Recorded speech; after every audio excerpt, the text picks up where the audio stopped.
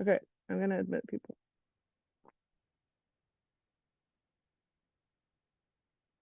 We'll probably get started right now. All right, thank you so much. Hello, everyone. Thank you so much for joining us for this webinar. Right before getting started, we're going to have an announcement about interpretation. Ada, I don't know if you would like to kick it off. Listo. Hola a todos. Como mencionó Juan Pablo, el día de hoy va a haber interpretación de inglés al español y de español al inglés de parte de la Cooperativa de Justicia del Lenguaje Sensontle. Hi, everybody. So as Juan Pablo mentioned, today we'll be providing interpretation from English to Spanish and Spanish to English. We are here via Sensontle Language Justice Cooperative. ¿Cuántas personas aquí han usado la función de interpretación antes? How many folks here have used the Zoom interpretation feature? If you can let me know. All right. Gracias, Aisha. Gracias, Ana. So at the bottom of the Zoom toolbar, you should see a globe. And you will click on that globe if you want to access the interpretation feature. If you would like to participate in English or listen in English, then you'll go to the English channel. If you want to participate in Spanish, you'll go to the Spanish channel. If you are bilingual in English and Spanish, you will leave it on off or original audio. Abajo, en el menú de Zoom, van a ver un globo y ahí es donde pueden hacer clic para escuchar la interpretación. Si quieren participar en español, van a ir al canal de español. Si quieren participar en inglés, van a ir al canal de inglés. Y si son bilingües en inglés y en español, lo pueden dejar en audio original o apagado. Algunas cositas que nos van a ayudar a transmitir toda la información que se está compartiendo. Les pedimos a los ponentes y las personas que están hablando que por favor hablen a un ritmo moderado. So a couple of things that will help us transmit all of the information that is being shared. We ask speakers and anyone who's sharing to please speak at a moderate pace, especialmente si están hablando de números, organizaciones. A veces nos emocionamos mucho. Vamos a pedir que por favor respiren y que hablen a un ritmo moderado. So sometimes we get excited, we get giving acronyms and numbers and get speak really fast. And so we're going to ask you to please take a breath and speak at a moderate pace. Cualquier problema con la interpretación nos pueden dejar saber en el chat. Me pueden mandar mensaje a mí o a Pablo. If there's any issue with the interpretation, you can send us a message via the chat. You can send a message to myself, Ada, or to Pablo. So anyone, now's the time. If you want to access interpretation, you'll choose the language channel. Entonces, antes de empezar, este es el momento. Si quieren tener acceso a la interpretación, vamos a pedirles que por favor escojan su canal. Muchas gracias. Thank you. All right, thank you so much for that, Ada. So good morning, good afternoon to everyone. Thank you for joining this webinar called Unveiling the Truth, Tackling Spanish Climate Disinformation. So just to let you guys know, the beginning of the presentation will be in Spanish, but majority of it will be conducted in English. So feel free to choose your interpretation options or stay in this channel if that's easiest for you guys. Next slide, please.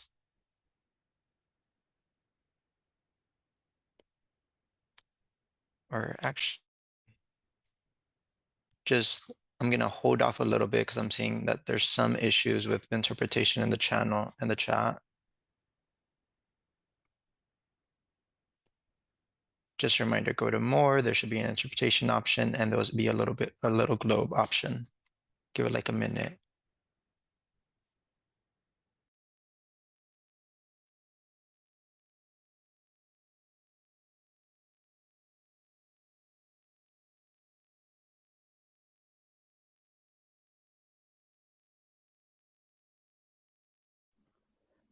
You can see the three dots when it says more. You click there and you can see the interpretation globe.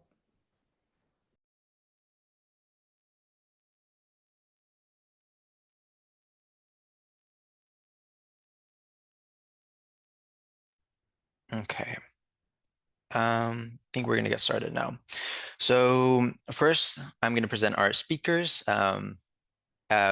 So we have Isabel Rubio Arroyo, who is a fact checker de Ciencia y Salud de Fact Chequeado.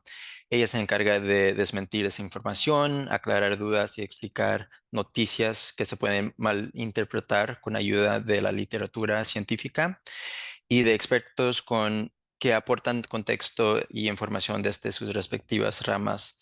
También escribe sobre ciencia, tecnología y salud en el periódico El País.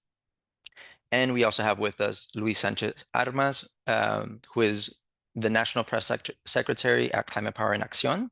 He previously worked on media relations. One second. Sorry, it's confirming my language. Media relations teams at the Center for Popular Democracy and Indivisible, and as a reporter at The Hill, covering national politics and breaking news. Luis graduated from Northwestern University with degrees in journalism, legal studies, and international studies, and he currently lives in Brooklyn, New York. And for myself, my name is Juan Pablo Alvarado, he, him, él pronouns. I am Green Latino's Climate Misinformation and Disinformation Fellow. Previously, I've worked with the Warner Society as their Climate and Energy Fellow. And before that, I graduated from Princeton University as a civil and environmental engineer. Next slide, please. And so now I'll pass it off to Isabel. Hola a todos, ¿me escucháis? Estupendo. Bueno, yo hoy os voy a hablar de cómo combatir la desinformación sobre cambio climático en español y vamos a hacer un repaso por las principales narrativas y cómo afrontarlas. Siguiente diapositiva. Para empezar, os voy a contar qué es Fact Chequeado, que es el lugar en el que trabajo haciendo fact-checking. Siguiente diapositiva. Bueno, Fact Chequeado es una iniciativa que nace a raíz de Chequeado en Argentina y Maldita.es en España. Son dos organizaciones que se dedican a hacer fact-checking. Verificamos información, somos un medio sin fines de lucro y verificamos todo tipo de información, no solo sobre cambio climático, también sobre salud, sobre migración, sobre cualquier cosa que nos llegue. Y aparte de hacer fact-checking, también capacitamos en fact-checking, hacemos mentorías. Siguiente diapositiva. Bueno, seguro que todos habéis visto en la web muchísimas noticias falsas, las llamadas fake news. Para empezar, os vamos a contar por qué a nosotros no nos gusta llamarlas fake news. Preferimos referirnos a ello como desinformación. Bueno, para empezar, consideramos que si es falsa, no es una noticia, aunque por el formato lo pueda parecer. Hay que tener mucho cuidado porque las desinformaciones no solo vienen en un formato de noticia, pueden venir en un audio, en un vídeo, en un mensaje de WhatsApp. Y no nos gusta referirnos a ellas como fake news o noticias falsas porque es un término que ha sido acuñado también por muchos políticos cuando no le gusta lo que el periodismo hace. Aparte, al decir desinformación, englobamos cosas que no son puramente falsas. También, por ejemplo, podemos hablar de una desinformación cuando hablamos de un contenido al que le falta contexto. Y por último, no nos gusta llamar noticia falsa a un contenido que nunca ha pretendido ser una noticia y no se ha formado con ese objetivo. Siguiente diapositiva. Vale, si en cualquier momento tenéis cualquier pregunta, me la podéis hacer por el chat, ¿vale? Y intento resolverosla, o si no, más adelante la respondo, ¿vale? Nosotros en Fact Chequeado hemos detectado que hay dos líneas principales de narrativas en torno al cambio climático. Por un lado están las narrativas en torno al negacionismo y por otro el retardismo. El negacionismo lo que hace es que niega el problema. ¿Qué narrativas hemos visto negacionistas? Pues, por ejemplo, el cambio climático no existe. El cambio climático existe, pero no tiene causa humana. El cambio climático existe y es humano, pero es positivo. Por otro lado, hemos visto que hay quienes no niegan el problema, pero niegan la solución. Esto es el retardismo, que básicamente lo que pretenden es pues, intentar retrasar la toma de medidas al respecto.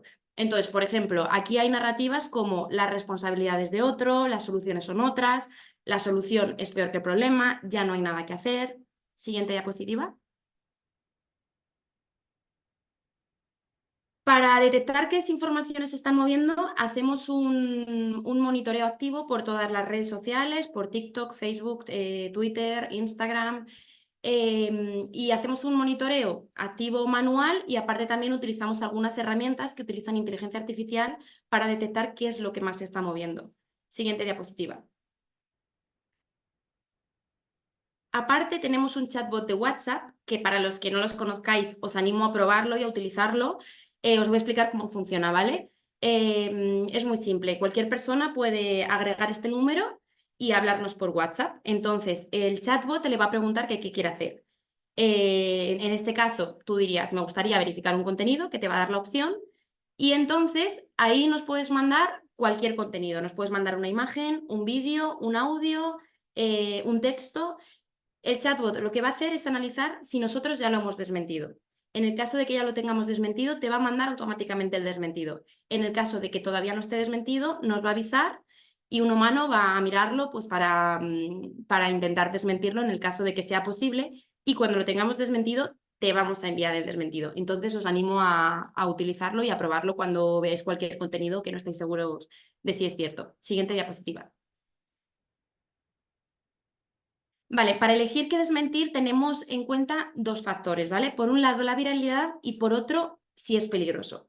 ¿Esto por qué es? Bueno, pues porque no es lo mismo un contenido que alguien te pasa a ti únicamente una vez que un contenido que ha sido reenviado decenas de veces o que ha sido compartido en Twitter o reproducido miles de veces. Entonces, vamos a darle prioridad a lo que más se está difundiendo. Pero aquí entra otro factor importante que es cómo es de peligroso. El chatbot, que me preguntáis por el chat si es solo para temas de cambio climático, no, es para cualquier temática. Nos podéis preguntar de cualquier cosa, pues eso, de salud, si os llega cualquier cosa, de migración, de timos, estafas, de lo que queráis, nos podéis preguntar, ¿vale? Tenemos reactores, yo estoy especializada en ciencia, cambio climático, pero tenemos reactores especializados en diferentes ámbitos. Y bueno, vuelvo a la peligrosidad. Tenemos muy en cuenta cómo de peligroso son los contenidos que se están difundiendo, ¿vale? Porque, bueno, hay contenidos que, por ejemplo, si les haces caso, pues pueden dañar tu salud. Por ejemplo, en la pandemia se movía muchísimo información sobre el COVID y cosas que hemos desmentido. Pues si tomas lejía se te va a curar el COVID. Bueno, pues aparte de que no te va a curar la enfermedad, tomar lejía es peligroso y puede hacer que tengas problemas de salud más graves. Entonces, vamos a tener en cuenta esos dos factores. Y en el caso de que hay en algunos casos en el que si la información no es muy viral, no vamos a publicarla, o sea, no vamos a difundirla en nuestras redes sociales para no darle más alcance del que creemos que tiene que tener, pero sí que vamos a avisar a la persona, a la persona que nos ha preguntado. Siguiente diapositiva. Vale, ahora vamos a pasar a ver las principales narrativas en torno al cambio climático. Siguiente diapositiva. Vale, este es un ejemplo de notas que hacemos, ¿vale? Por ejemplo, ¿por qué sí es cierto que el cambio climático y qué narrativas negacionistas se están difundiendo? Bueno, pues por ejemplo, el cambio climático ni está sucediendo ni tiene origen humano. El calentamiento climático no aumenta el nivel del mar. Siguiente diapositiva. También hemos desmentido una que está muy extendida últimamente, que es no están aumentando los fenómenos meteorológicos extremos. Esta nota que he puesto aquí es una nota que hemos hecho hace poquito a raíz de Beryl. Nos preguntaron precisamente por el chatbot qué iba a pasar en esta temporada de huracanes. Entonces, básicamente lo que hicimos fue pues, hablar con expertos, entre ellos, por ejemplo, con nuestros aliados de Climate Power, para que nos contaran cómo iba a afectar el cambio climático a los huracanes en esta temporada y en años, o sea, en los próximos años. Y bueno, básicamente lo que nos contaron los expertos fue pues, que el calentamiento global puede hacer que los huracanes sean más fuertes en el futuro y se intensifiquen más rápido. Siguiente diapositiva. Vale, hemos detectado que hay un giro conspiranoico. Nace de una narrativa más simple, que es que el cambio climático no existe, para ir a decir que, bueno, que sí que existe, pero que no es humano, y luego hay quienes van más allá y dicen, sí, sí que es humano, pero no por las actividades humanas, sino porque lo crean las élites, para esclavizarnos con chemtrails, que esta es otra teoría de la que hablaremos ahora, o con la Agenda 2030. Siguiente diapositiva. Aquí tenemos algunas notas que hemos hecho relacionadas con la Agenda 2030. Bueno, la Agenda 2030 es una iniciativa de la ONU que tiene 15, o sea, que tiene 17, creo que son objetivos de desarrollo sostenible, entre los que se encuentran algunos relacionados con el cambio climático. Bueno, pues hay quienes utilizan contenidos desinformadores que dicen, pues básicamente, que están manipulando el medio ambiente las élites, que lo que están intentando es hacer que nos quedemos sin recursos naturales. Bueno, pues esto es falso y entonces desde Fachequeado lo hemos desmentido en numerosas ocasiones. Siguiente diapositiva. Otra de las teorías más extendidas es la de los chemtrails. Bueno, seguro que todos habéis visto estas estelas que nacen en el cielo y realmente estas estelas son generadas por los aviones en ciertas condiciones atmosféricas. Pero bueno, hay quienes utilizan esto para decir que nos están fumigando, que están modificando el clima y hay quienes lo dicen de forma simple y hay quienes utilizan pues diferentes contenidos. Por ejemplo, aquí hemos puesto un ejemplo de unas declaraciones de un piloto, un supuesto piloto, que reconocía en Twitter que le habían ofrecido esparcir chemtrails y bueno, en realidad no es real esto, ¿vale? Es una desinformación y el usuario que lo había publicado en un tono humorístico. A veces lo que ocurre con las cosas que se publican en un tono humorístico es que finalmente se empiezan a difundir y hay quienes se creen que son reales. Siguiente diapositiva.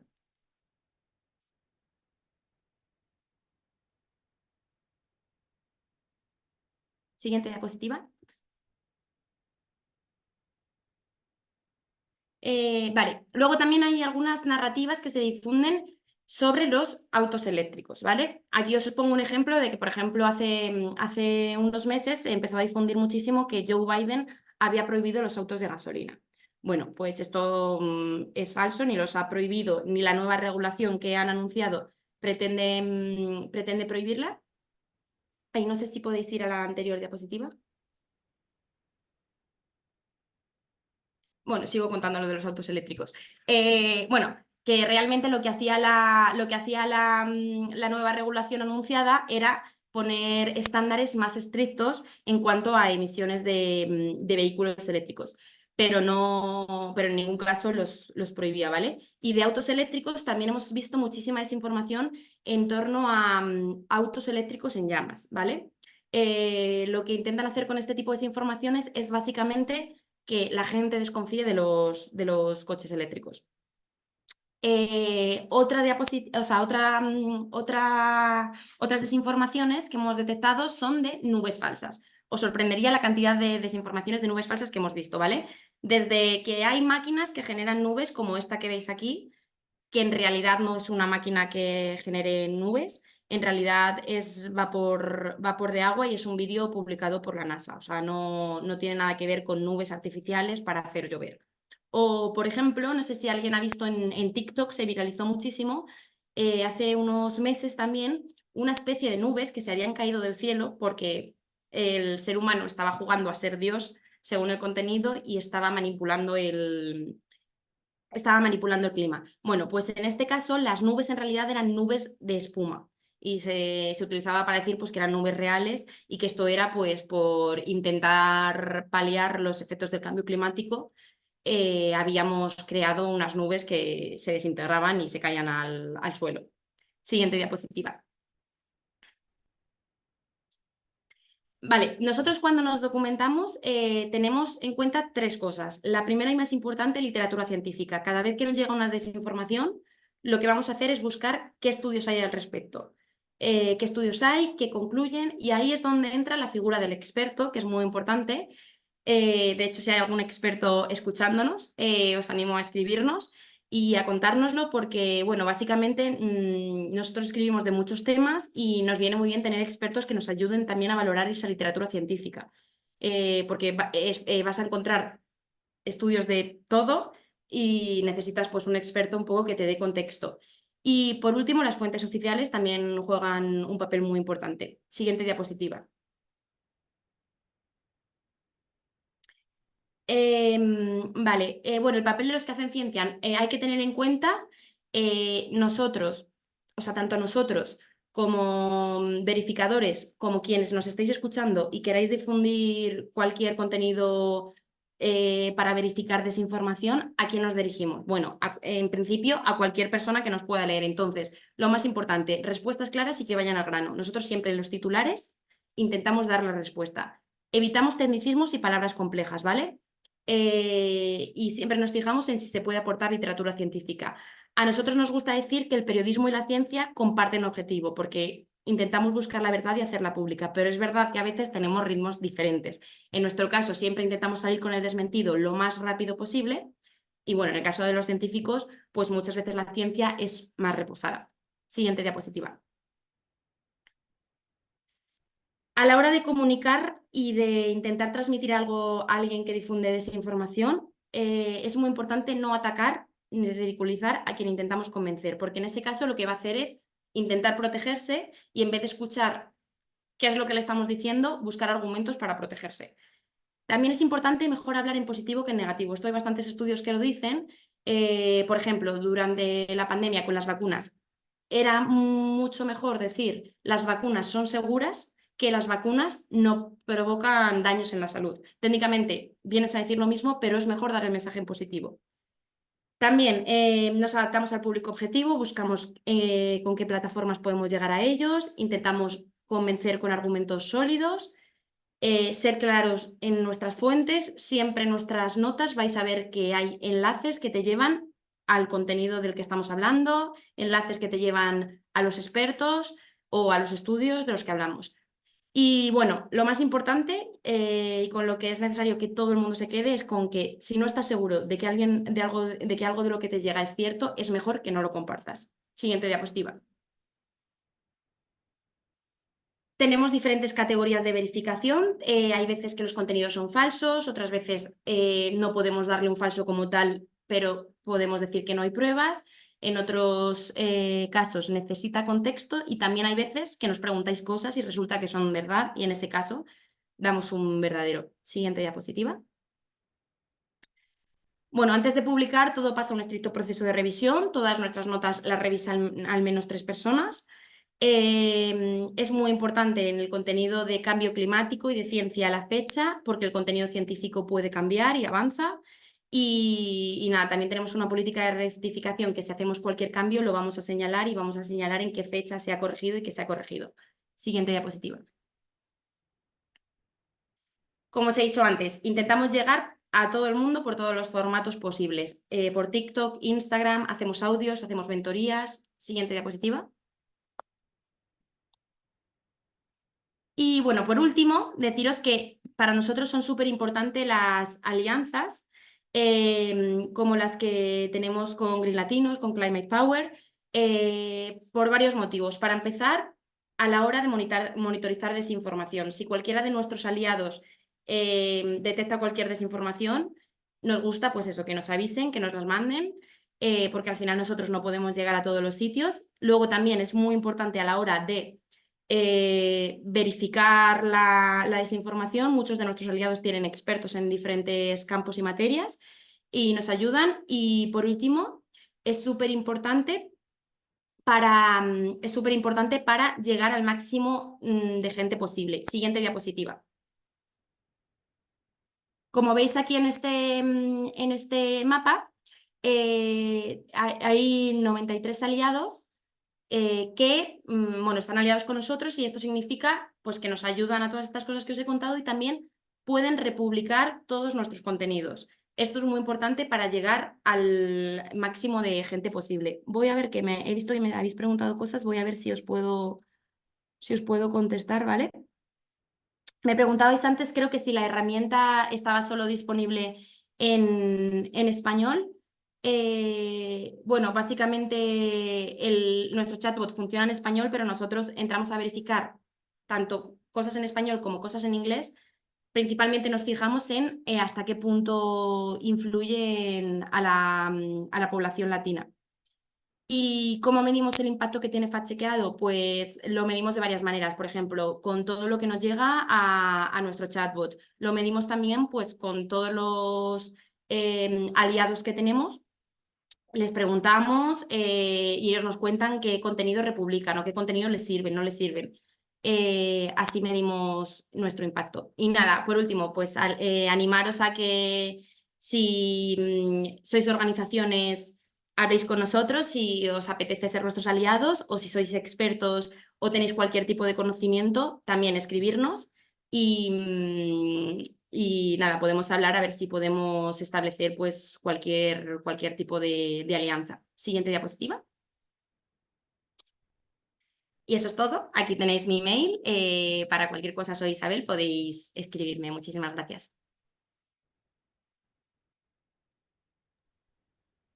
All right. Thank you so much, Isabel, for all that. I'm going to be taking us through some of the other narratives that we can see within climate disinformation and really honing in on the idea of intersectionality, basically. Next slide, please. So first, I want to start off by looking at two reports that Green Latinos released. First one being Los Ecológicos, which unveils the online network spreading climate misinformation around the world, with a particular focus on the Latina community. It examines how disinformation exploits our cultural values and concerns, significantly impact public perception and policy. And it's important to understand these findings of this report, especially in combating the spread of misinformation. Next slide, please. Going off that report, Green Latinos released a second report called Rumores Renovables in 2023.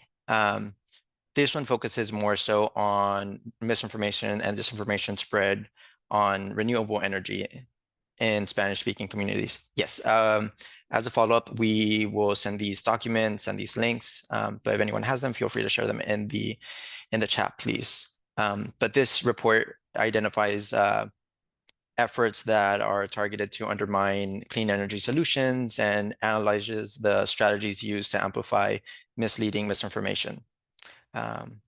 Next slide, please. So in talking about climate misinformation, disinformation, Isabel took us through it, kind of talked about it, what it was exactly.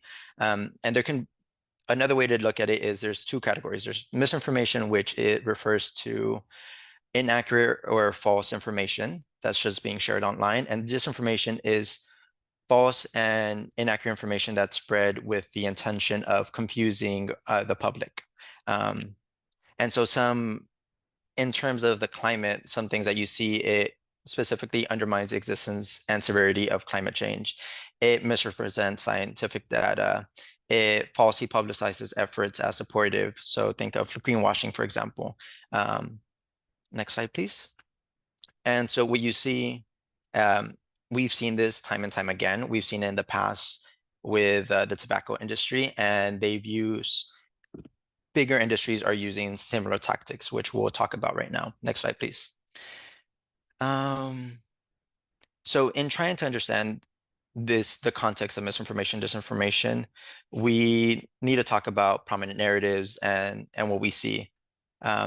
So some of the prominent narratives and conspiracy theories that spread disinformation are the fabrication of climate crisis, which Isabel talked about, the geoengineering, and climate change denialism. I specifically really want to paint a focus on climate change denialism, which is the assertion that climate change is not happening, that it's a hoax, that it's part of the natural cycle of the Earth.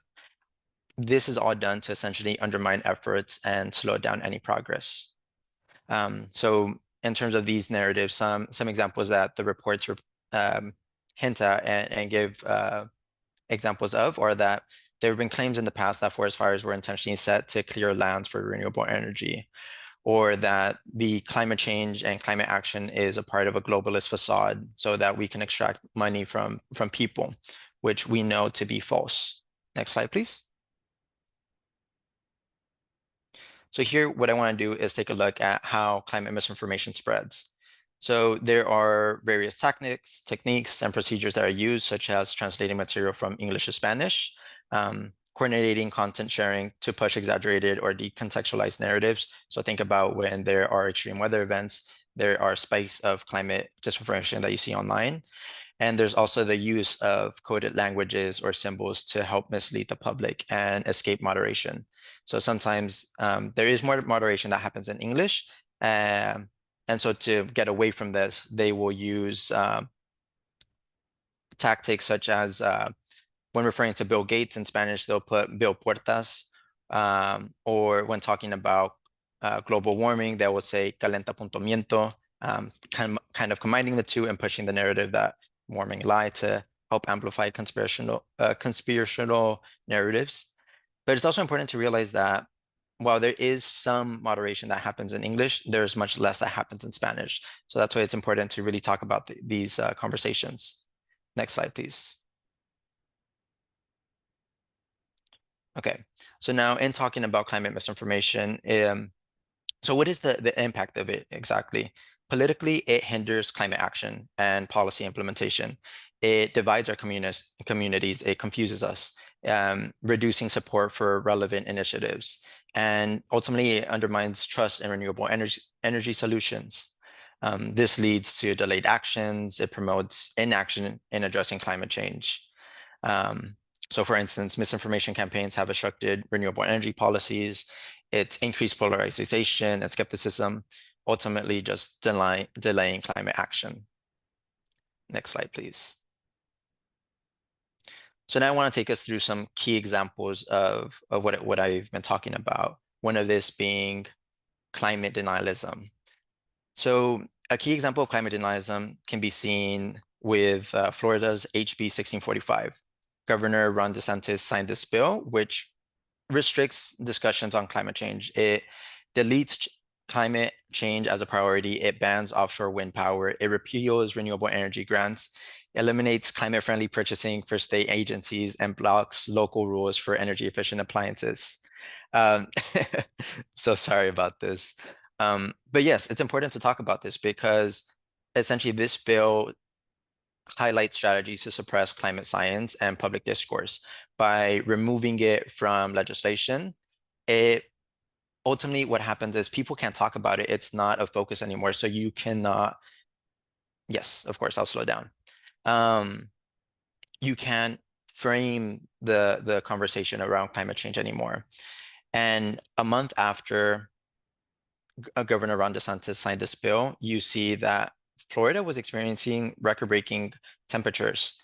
And so to the right, you'll see a map of the climate shift index, which essentially represents the impact of climate change and extreme temperatures. And you'll see here that all around the southern point of Florida, they experienced temperatures that were reported to be 5 times worse because of climate change. And so Florida has a lot of frontline communities. Our communities are getting impacted because of this. So it's really important to talk about what's happening. Next slide, please. And so to make it even worse, Governor Ron DeSantis is starting to ban certain books and removing climate change from textbooks. So if you can't talk about it in schools anymore, then we have generations that are being affected even more so. Next slide, please. And so we know that climate change is impacting heat waves. It's leading to more frequent and severe heat waves. Heat waves pose serious health risk, including heat exhaustion, heat stroke, and the exacerbation of chronic conditions. In 2021, the Pacific Northwest heat wave shattered temperature records, resulting in hundreds of deaths and widespread health emergencies. So it's important to talk about this because this shows the real and immediate danger that climate change possesses to our health and well-being. And as we're entering the summer, it's going to be something that we're experiencing more and more. Next slide, please. As Isabel mentioned, climate change is also leading to more intense hurricanes. Warmer ocean temperatures provide more energy for hurricanes, making them stronger and more destructive. These disasters result in billions of dollars in damages affecting local and national economies. And Florida, with it being a frontline community, also experiences many of these hurricanes. I myself am from the Gulf of Mexico. I'm from South Texas. And so we're also recovering from Hurricane Beryl.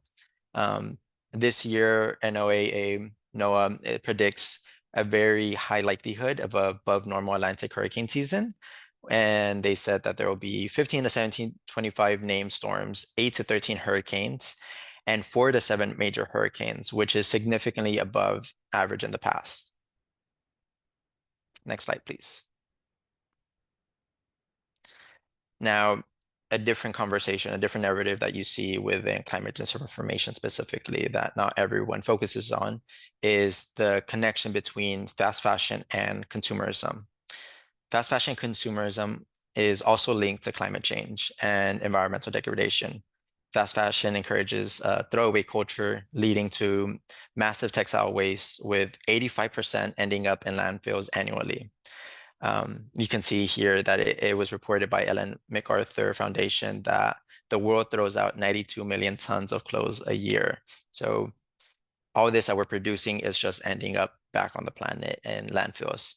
And synthetic fibers like polyester release microplastics into the environment, polluting water bodies, polluting our bodies, and harming just different ecosystems. The average person buys 60% more clothing now than 15 years ago, but keeps each item for only half as long. Ultimately, what's happening is that brands are using greenwashing tactics to label products as eco-friendly or sustainable without really providing transparent information or measurable criteria. So it's important to, when you're shopping, question whether or not you need things. And do your research into who you're buying things from, because at the end of the day, yes, these corporations are causing a lot of the issues, but our money is also important. And if we can help stop supporting them, we'll slowly start changing the wave. Next slide, please. So the other conversation I really wanted to focus on was on plastic pollution. Plastic pollution is another critical issue. 99% of plastic is made from fossil fuels. So the fossil fuel industry is closely tied to plastic. As of 2021, the US recycling rate for plastic was estimated to be about only 5 to 6%. Plastics can only be downcycled once or twice as well because of degradation.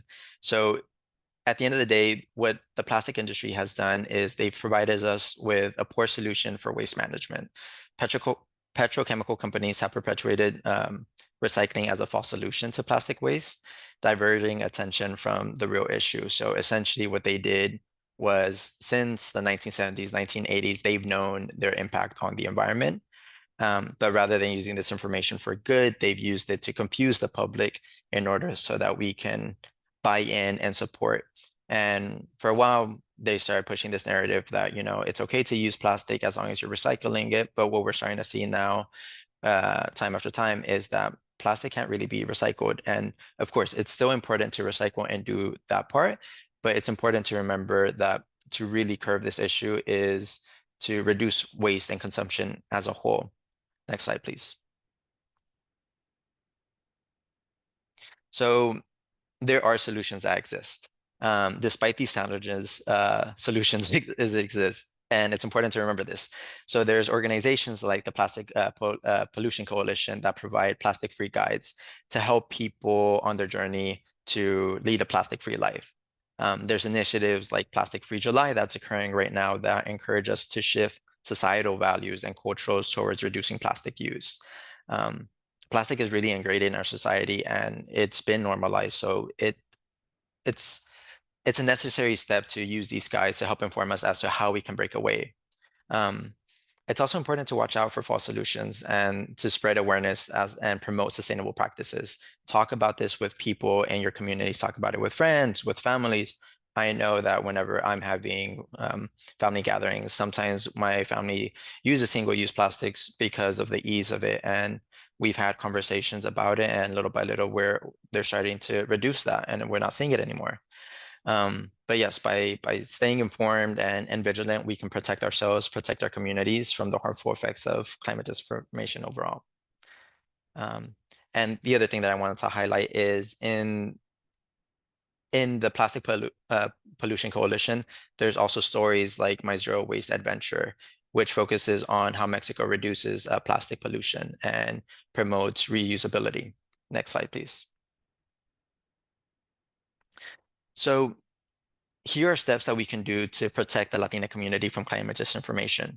It's important to remember to always verify the credibility of information of sources and use fact-checking tools like FactChequeado to verify claims about climate change or just other topics in general. It's important to support policies and leaders that prioritize climate action and are committed to fighting disinformation as a whole. By staying informed, we can protect ourselves and again, the impact of climate disinformation as a whole. Next slide, please. So in talking about what we can do in terms of tangible actions for the climate movement, we can reduce waste by minimizing single-use plastics and opting for reusable alternatives. We can choose sustainable products and support eco-friendly brands, avoiding fast fashion and opting for quality over quantity. And it's also okay to remember that, sometimes these options are more affordable and you don't necessarily have to be so self-critical about it. But when you can invest a little bit more into more sustainable options. And it's also important to advocate for climate policies at the local, state, national levels. For those, sometimes that means talking in schools, in communities, and just in the spaces that you can, because as we see in Florida, there are certain movements that are happening to help reduce this conversation and awareness. Each of us can make a difference by taking at least some of these actions. Next slide, please. And so here are just some recaps of the presentation. So there's climate change and disinformation. It's important to understand the types and the sources of disinformation. There are many, many subcategories, and this is just a small snippet of it. It's important to understand the intersectionality of these issues. A lot of this impacts our communities at various levels. We're targeted in many different ways. And some ways that some people don't always look at directly are the fast fashion industry, or our own consumerism, and talking about extreme weather events. It's also important to remember that we as individuals don't necessarily bear the brunt of responsibility, but it's still important to practice and have these sustainable practices. In combating disinformation, we can use critical thinking skills, talk with our communities, have them be engaged, promote media literacy to fight disinformation. And lastly, in terms of taking action, implement these lifestyle changes that I hinted at, and support policies, because at the end of the day, that's what's really going to help us change. Next slide, please. And now I'll pass it off over to Luis. Hello. I'm Luis, the National Press Secretary at Climate Power en Acción. And I'll be closing this off with some slides on combating climate change disinformation, more on strategies and case studies. Next slide, please. So to start off, I want to talk a little bit about a survey we did in 2022 with VSP Research. We talked to Latino voters in 8 markets: Arizona, Colorado, Georgia, New Mexico, Nevada, LA, Miami, and the Rio Grande Valley in Texas. Next slide. And just to start off with the big picture stuff, 81 said that it's crucial and very important for the government to address climate change. And 83% of these Spanish-speaking Latinos had a favorable opinion of the Inflation Reduction Act, which is the Biden administration's clean energy plan. Sorry, next slide. Those are the big things that we took and kind of showed that there was support for this stuff. But then we look a little bit deeper and we were finding that there's a lot of disinformation narratives among Spanish-speaking Latinos. So for one, we saw that 65% of them blamed Biden and Democrats for gas price increases. Another 60% said that this might lead to job losses. And among those, 57% said that it might mean millions of jobs are lost if we abandon oil and gas in the clean energy transition. About 50 said that it's going to lead to raising costs and inflation. And then almost another 50, which is a really kind of staggering statistic, thought that, climate change is a natural cycle and that the earth warms and cools every 11,000 years. So there was a lot of disinformation out there, and we also wanted to know where it was coming from. Next slide. And what we found wasn't too surprising in the overall sense. So we found that the most common source of climate disinformation was online. It was internet-based. And we saw that among this, Facebook had 46%, or sorry, yeah, it was 46% of it. 52% for Spanish-speaking Latinos over age 30. And then YouTube and other social media platforms like Instagram and TikTok were the other 30%. And this number went up to 54 when we saw that it for young people 18 to 29. Next slide, please. So we kind of got that glimpse of just like what disinformation is out there, how are people thinking about this, but we wanted to know, what's behind this, like where is this disinformation coming from, and who are the bad actors? And what we found was that the oil and gas companies were some of the biggest villains in this. So a little bit of history from around 1970s on. Big Oil had this big disinformation war. They had their own research showing that climate change was real, and they spent millions of dollars burying it, going against it, and just pretty much trying to cast a little bit of doubt about climate change's real source. And to do this, they did what a lot of American organizations do, is they founded a lobbying and communications organization, a big apparatus called the American Petroleum Institute. Today, it represents, I think, about 600 members. This is all the big oil companies you can think of, all the local or regional organizations that support big oil. And here's what they do. Next slide, please.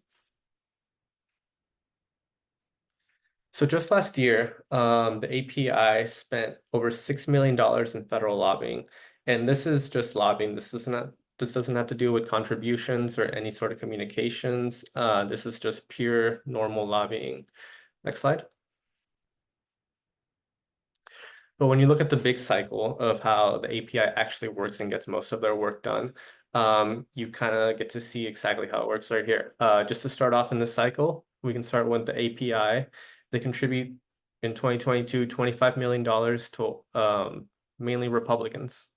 The Republicans take that money, run, win, stay in Congress, do their thing, and then they willfully ignore the science and then turn the oil industry's demands into public policy.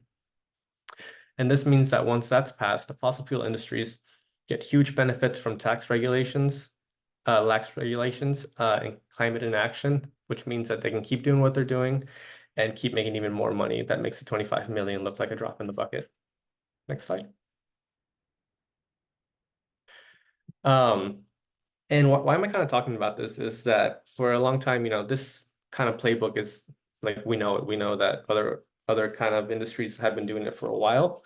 But the reason it's kind of becoming a lot more relevant is because they're starting to focus on Latinos as a specific population, not just to, target it like a big population, but to specifically just focus on them.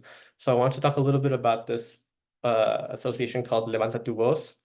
If you go on their website, you go on their landing page and you see that it just looks very regular. It looks like a bunch of people just kind of talking about the economy, a lot of faces, a lot of pictures of families being happy and just like at events and stuff. But when you start reading a lot of the text, especially as it gets deeper and deeper, you start to realize that there's like a weird kind of tone to it. And it kind of starts making this argument that the transition to electric is not good for Latinos, that, Latinos maybe are struggling with economy stuff, thinking more about how to feed their families and all this, and then that the transition to electric is going to be bad for them, and why we should slow down. And if you go all the way down to the bottom of the page, you see that, the petroleum associations behind this, that this is not just like a landing page that some nonprofit made, that this is funded directly by the oil groups. Next slide. So what are we doing to combat this? Next slide, please. I want to talk a little bit about my organization, Climate Power. I'm in Climate Power en Acción, which is the Latino side of Climate Power. The main thing we do is we use narratives that focus on the effects of the climate crisis and Republican opposition. So when we talk to reporters, we send them facts. We send them experts that are available for interviews that can talk about this. We provide them almost any resource that they can have so that they don't do their usual one side versus the other. because we know that kind of creates a little bit of doubt. We want them to focus on the facts and have the people that can talk about it in Spanish and English, and be ready for it. We speak about the crisis as a crisis. We connect extreme weather, natural disasters to climate change. It's a lot easier to do every single day because we see so many more happening. And then we center all the stories on climate. I use the example here of the electric vehicles as a climate issue, not a cultural issue, but this applies to everything. We try to make sure that, like, if someone's covering housing prices going up or insurance prices going up, or about staples like olive oil or chocolate the prices going up, that they talk about that as a climate story, that it's not just like, oh, where did this come from? It's that they focus on the key source of that kind of change. And lastly, we always name bad actors, which are Republicans in the oil and gas industry. We try to make sure that blame is assigned where it needs to be assigned, so that when we talk about this in a political sense, it makes sense. Next slide, please. Isabel talked a little bit about this, but one of the most important things for us is alliances. Tachycado is an example of how we kind of work together well. Climate Power is a pretty big organization. We have a lot of people whose daily job is just keeping an eye on the news and seeing things. So sometimes we can spot things a little faster. So we can tell someone like Tachycado, hey, this is happening. Tachycado has the expertise and the ability to do really quick fact checking and put out stuff, which is something we might not be able to do. So alliances are just about taking the abilities we have and trying to balance it out and make each other stronger. Next slide. Another thing we did, this was after that report we put out in 2022, is we launched a campaign against disinformation. We put out ads, we put out press releases, and through those things and through talking to the press, we were able also to land op-eds and be placed in a couple of different Spanish language publications that are specifically read by obviously Spanish-speaking Latinos.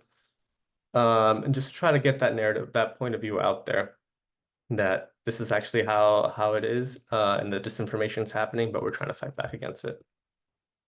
Last slide. And just to kind of, finish this off, is that when it comes to disinformation, treat the wound, not the attack. A lot of people who have these, who are susceptible to disinformation, their fear comes from an actual place. Like, they're afraid of rising prices. They're afraid of, losing a job, or things getting really extreme as far as weather goes. We shouldn't dismiss that. We should dismiss that the reason that people sometimes believe these things are based in an actual fear, and then start from there. And then the last thing just to keep in mind is that Latinos are receptive and want action to fight climate change. Even when faced with disinformation, some of the stats I shared earlier just shows that this is an issue that matters for Latinos. It's often a top 5 issue, especially in this election. So there's room to improve there. Thank you. I believe that's the last slide. Okay. Thank you very much, everyone. I think we have time to take a few questions. If anyone wants to hop off, if not, I'll go back through the chat and see which questions we can answer.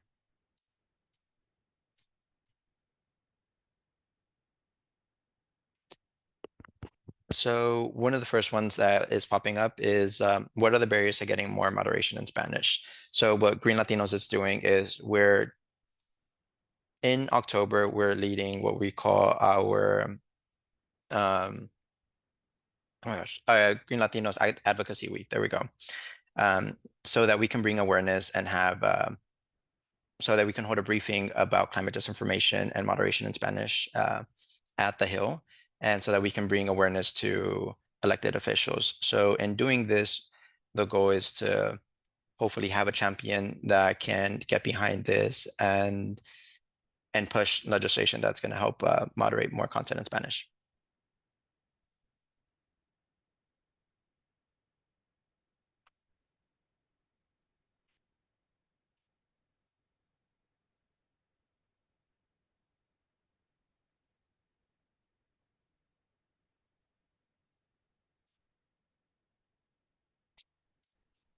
So Alvaro, to your question, we will, just for time's sake, we can connect offline and follow up directly to talk about some of this. I know we're releasing and updating our LCGIF, the Latinos Climate Justice Framework, as to the policies and initiatives that Green Latinos support. And so some of the questions that you have in the chat might be answered through there. But yeah, these slides are going to be shared. Our contact information is all on there. Feel free to reach out to me. Free to reach out to Luis, Isabel, for any other questions as well.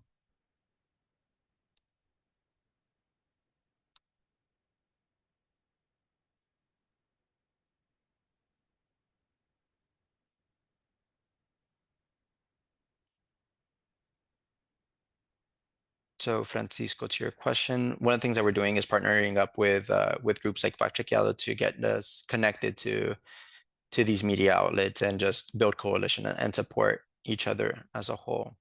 For the recording, by the way, it will also be shared in that follow-up email. But all right, I think we're gonna come to a close. But yeah, no, thank you very much, everyone, for joining on, for listening in. Luis, Isabel, any final words that you'd like to say?